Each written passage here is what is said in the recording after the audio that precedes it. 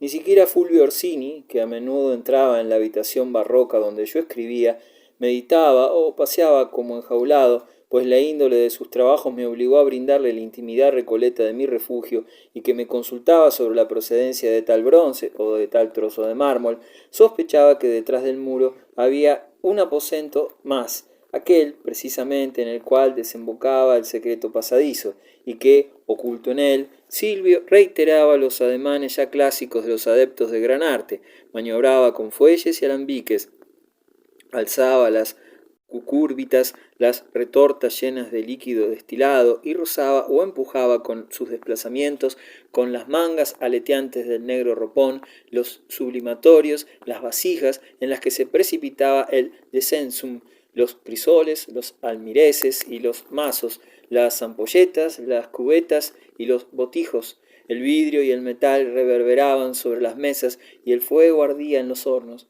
Cuando el humo escapaba entre los árboles y flotaba como una gasa verdosa, azulosa, los de la aldea pensarían que habíamos encendido una de las chimeneas del ninfeo. Quizás se sorprendieran de la rareza del color que la breve columna difundía y de su olor punzante, que pensasen lo que quisiesen, ellos y los del castillo, no iba a inquietarme yo por unas mujeres, por unos poetas, por unos niños, por unos alabarderos, por unos aldeanos. Frecuentemente dejaba el aposento que rodeaba mis libros y mis objetos extravagantes para abrir la disimulada puerta que lo comunicaba con el de Silvio. Sus investigaciones me fascinaban cada vez más. El tiempo en que decaía mi interés por el poema, que había comenzado con un fervor nada sincero. Si hubiera sido franco y honrado entonces, si hubiera expresado sencillamente lo que sentía, ay, probablemente la literatura italiana del siglo XVI se hubiera enriquecido con la más simple y la más profunda de sus obras. Tuve delante de mí la ocasión de la gloria literaria y no supe reconocerla, no supe cogerla por los cabellos al paso, ni tema ni inspiración me faltaban. Adoraba a Bomarzo, que conocía como nadie, y cuya esencia se comunicaba hondamente con la raíz de mi sangre, y ansiaba exaltarlo en una obra que uniera para la eternidad nuestros nombres, pero dos circunstancias me trabaron y entorpecieron, impidiéndome realizar un poema inmortal, más inmortal que las victorias del conde de Pitigliano.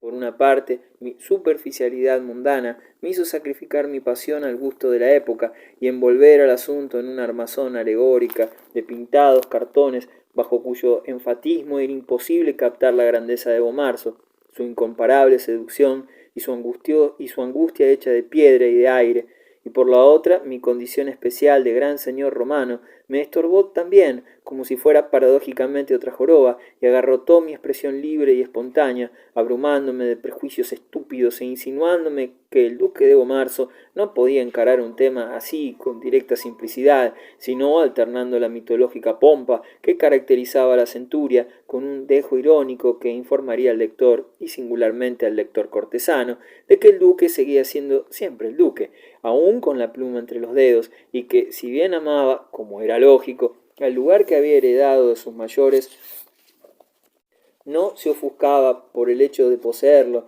y no pretendía utilizar al verso como una propaganda rimada de su ducado, porque comprendía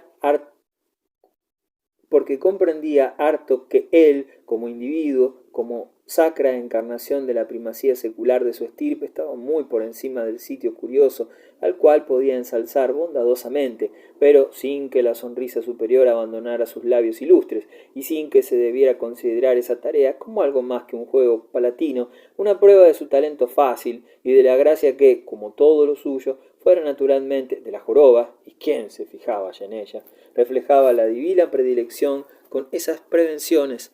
Con esas prevenciones el poema progresó poco. Escribí mucho y destruí mucho. O Marzo estaba bien construido, pero no valía nada. Resultaba imbécil, inexplicable, que en vez de interpretar la misteriosa belleza de Bomarzo, de sus valles, de sus colinas, de sus fogatas, de sus cuevas, de sus rocas, de sus tumbas temibles, que me conmovía hasta el escalofrío y hasta las lágrimas, yo recurriera a las muy trilladas pantomimas de Pomona, de Ganímedes, de Flora y de Adonis, a la repetida contradanza. Como es justo, me aburría, me fatigaba, reiterando la masturbación suntuosa, Me desesperaba la certidumbre de que tampoco por esa vía toparía con la gloria que anhelaba tanto, pese a los encomios de mis amigos escritores, y que sin embargo se balanceaba como una áurea fruta a un paso de mí, y en el gabinete de Silvio hallaba lo que había desertado del mío, el calor de una atmósfera de arrebato, de real maravilla, cuyo origen espurio no disminuía la intensidad de sus estremecimientos vivificantes. Además, como flaqueaba la inspiración y ninguna barrera espiritual me separaba del contorno miserable, acusadoras sombras me visitaban en mi estudio, deslizándose entre los esqueletos de reptiles y de murciélagos que temblaban en la altura. Maherbale, Girolamo, mi abuela, mi padre, Beppo y la ciega Cecilia Colonna rondaban la esterilidad de mi manuscrito. No iba yo a impresionarme a causa de los recuerdos, no iba a intimidarme. Se es o no se es un hombre de renacimiento, y yo lo era cabalmente, pero más de una vez mi ida al gabinete de Silvio tuvo los rasgos de una fuga. Aparte de ellos, lo he dicho, en múltiples ocasiones la magia me sugestionaba, en su ámbito respiraba a pleno pulmón, las experiencias de Silvio de Narnia en pos de la piedra filosofal que le devolvería a Porcia con más eficacia que la alianza de los demonios armonizaban demasiado ajustadamente con la tradición de los príncipes obstinados en hallarla, rodeados de alquimistas, moviéndose entre detonaciones, hedores, llamaradas y burbujas para no encandilarme. Ese medio era el que correspondía a quien había traído al mundo una promesa mágica. ¿Acaso ahí, en la habitación que los hornos poblaban de vaivenes escarlatas, se agazapaba el secreto, mi secreto? Fueron naciendo mis hijos. El día en que nació el giboso Maherbale, lloré, no sé si de dolor o de alegría. Era mi hijo y era mi hermano, mi verdadero hermano. Entretanto, el mayor Horacio Orsini se desarrollaba en hermosura. ¿Cómo me busqué en él? ¿Cómo nos descubrí en él alternativamente a mí y a mi hermano Maherbale? Su simpatía, yo nunca, aunque me forcé, fui simpático. Lo aproximaba más a la euforia de Maherbale, a la gracia con que divertía, bailando e inventando mímicas a mi abuela, pero podía proceder también de la de mi suegro, Galeazzo Farnese, de la de Fabio, de la de mis cuñadas, que habían logrado ya sus grandes casamientos con un San Vitale de Parma, con el duque de Poli, con Matías Varano, señor de Camerino, y que, cuando aparecían muy de tarde en Bomarzo, traían a sus muros torvos un soplo de la vida mundana de Roma y una risa ante cuyos cascabeles se fumaban los espectros. La hermosura de Horacio era tal que junto a él los demás retrocedían, descartados. Algunas mañanas, al enterarme de que estaba bañándose en el Tíber, fui a esconderme entre las malezas para mirarlo retozar como un pequeño dios de Bomarzo en su espigada desnudez infantil, y así como la risa de Gerolama, de Yolanda y de Batistina conjuraba las malas sombras en el castillo, la bulla y los chapuzones del infante ahuyentaban el fantasma ensangrentado de mi hermano mayor, de la ribera donde lo había sorprendido la muerte. Horacio era un dios auténtico, y no los que yo acumulaba, ramplones y sentenciosos, cansados como actores viejos entre los versos de mi poema. Juan Bautista y Silvio no se hablaban ya, su antiguo rencor había brotado nuevamente. Juan Bautista no le perdonaba a Silvio la forma en que había vuelto a apoderarse de mí. Recelaba además que todo el humo de las cocciones y los filtros en medio de los cuales se debatía de fracaso en fracaso, la rabia esperanzada del Denarni iban dirigidas contra su melliza Porcia. De ella supimos que tenía ahora en la propiedad de Muñano una compañera inseparable, Pantasilea. La meretriz había entrevisto en el caserón de mi primo Orsini un puerto contra las inclemencias de los años. Entre las dos mujeres esplendorosas el duque de Muñano vivía para el placer. La suya era la corte del placer, dionisíaca, mientras que la mía, con tantos personajes y parásitos célebres, era la corte de la ciencia y del arte. Admito que en distintas oportunidades sentí la añoranza de una existencia como la suya, infinitamente más divertida que la que yo había escogido, pero así era, yo la había escogido, yo había resuelto ser el culto, el refinado duque de Bomarzo, el esteta de la educación florentina, había resuelto moldear esa figura mía para el porvenir, que triunfaría sobre mi joroba, la del duque componiendo su poema melodioso al calor de sus devotos intelectuales, la figura del duque distante, espiritual, sapiente, y nada me servían las nostalgias. Claro que Violante, Fabio y Segismundo continuaban frecuentando mi círculo, y que con ellos me desahogaba, aun sensualmente, despojándome de la armadura que yo mismo me había forjado, pero no los amaba, No amaba a nadie. Silvio no pasaba de ser mi cómplice, ni siquiera era mi amigo. A Julia la miraba, remota, cuando iba entre las filas de álamos y los jarrones de laureles, como hecha de bruma, o como si a semejanza de la pobre Cecilia Colonna fuera ciega y no pudiera mirarme.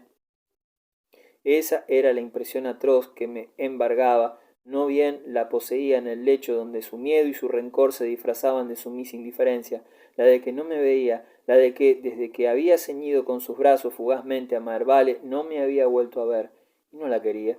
Su desprecio me cohibía demasiado, estaba demasiado a flor de piel para que pudiese quererla. Antes, cuando me estrechaba contra su cuerpo, eludía mi jiba, ahora sus manos se posaban sobre ella como tarántulas, recordándome que mi joroba seguía ahí y que nunca, ni aun en la embriaguez de la voluptuosidad, me desembarazaría de su peso.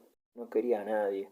Ah, pero sí, a alguien quise entonces con un sentimiento singular, confuso, vagamente incestuoso, a alguien a quien Julia prefería también, porque su instinto materno discernía tal vez su esencial diferencia que yo no alcanzaba a precisar, y fue ese niño que corría esbelto, danzarín por las callejas de la aldea rumbo al valle y al bosque, a ese niño que se me parecía tanto, que era como mi imagen perfeccionada, pulida, como la proyección poética del retrato de Lorenzo Lotto, a Horacio Orsini. Oía el galope de su caballo cuando partía con mis primos que le enseñaban a adiestrar halcones y me golpeaba el corazón. Salía con la pluma de ganso en la diestra a la terraza del ninfeo y observaba a la distancia su delicada silueta que traía a mi memoria la de Girolamo, ágil, gentil, airosa, y ya se desvanecía como un silfo en la reverberación lejana de los diamantes que chispeaban en el estoque, en la gorra, en el collar de orzo, en los guanteletes de Segismundo que se levantaban hacia el parche negro, como si en pleno día se apagaran y encendieran más luciérnagas de la espesura. Adiós, le gritaba, adiós. Y así como Julia no podía verme, Horacio no podía oírme. Entonces, repugnado ante la idea de regresar a la tarea que me había impuesto, ascendía lentamente hasta el castillo. Madruso estaba comentando el casamiento de Victoria Farnese, hija de Pierluigi, con Guidobaldo de Urbino. El título de duque de San Severino, que había estremecido a Stendhal, había sido otorgado a Octavio Farnese y a sus sucesores, siempre los Farnese, y qué poco me importaban, o si no, se trataba del nacimiento de Alejandro Farnese, hijo de Octavio y de Margarita de Austria, nieto de Pierluigi y de Girolamo Orsini, nieto también de Carlos V, bisnieto del Papa Pablo III. Cuántos prestigios acumulados sobre una sola cabeza. Yo los escuchaba desganadamente. Algo había que hacer, sacudirse, desentumecerse. Puesto a la ventana, abarcaba el paisaje que cruzaban los murciélagos, aguardando la vuelta de Horacio Orsini y de los cazadores. Era lo que había hecho en Bomarzo desde muy pequeño, aguardar, latiéndome el corazón, la vuelta de los cazadores. Una noche aquella señoril monotonía se quebró. Estaba yo solo con Silvio, junto a la chimenea del salón principal, estudiando cómo convenía trasladar a una de las paredes la pintura del horóscopo de Benedetto. No teníamos en ese momento ningún huésped, y Julia y los niños se habían retirado. Cuando abrió una ventana y se asomó a las tinieblas, cuando escuchamos en las cuestas del castillo estrépito de voces, Silvio abrió una ventana y se asomó a las tinieblas. Abajo, en el viento, se revolvían las antorchas y vibró el timbre claro de Martelli. Es Messer Lorenzino de Medici, que viene con su madre y suplica la hospitalidad de su excelencia. Ordené que los hicieran subir enseguida y los aguardé en lo alto de la escalinata. María Soderini se adelantó pausadamente, emergiendo de la penumbra de los tapices como una velada figura irreal. Pero Lorenzino trepó a 4 brincos, ágil como siempre, y cayó en mis brazos un instante después. Ambos venían enmascarados. Detrás se apresuraban los servidores con cofres, con armas. Mi joven amigo había cambiado bastante. Cuando se arrancó la máscara advertí en su rostro moreno y enjuto las huellas envejecedoras de la inquietud.